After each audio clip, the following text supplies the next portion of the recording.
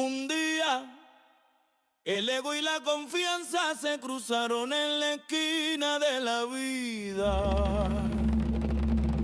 Y míralos tú, se dijeron de todo. El ego gritaba: yo soy el mejor. La confianza tranquila: yo tengo el control. Uno hace ruido, el otro tiene fe. Uno se infla solo, el otro sabe quién es. se miraron de frente sin disimular. El ego con brillo queriendo impresionar. Con cadenas de humo y trono de cartón. La confianza callada, firme el corazón. El ego decía: yo nunca voy a caer, pero por dentro temblaba sin querer. La confianza sonreía sin hablar, porque el que sabe no tiene que gritar. El ego gritaba: yo soy el mejor. La confianza tranquila: yo tengo el control. uno hace ruido, el otro tiene fe. Uno se infla solo, el otro sabe quién es.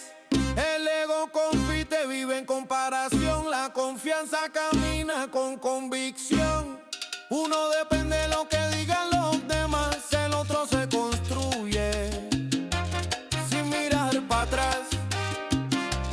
El ego se pierde buscando aprobación. La confianza se guía por su dirección. Y aunque el mundo quiera hacerlo dudar, el que está seguro no se deja tumbar. Ego inflado como globo sin amarre. Confianza firme aunque el viento lo agarre.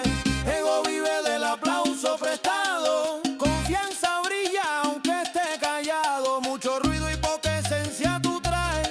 El que está claro no necesita alarde. Te lo digo cantando pa' que lo entiendas. No es lo que muestra, es lo que lleva por dentro. Yo soy el mejor. La confianza tranquila: yo tengo el control. uno hace ruido, el otro tiene fe. Uno se infla solo, El otro sabe quién es. Así es la vida. El ego se exhibe,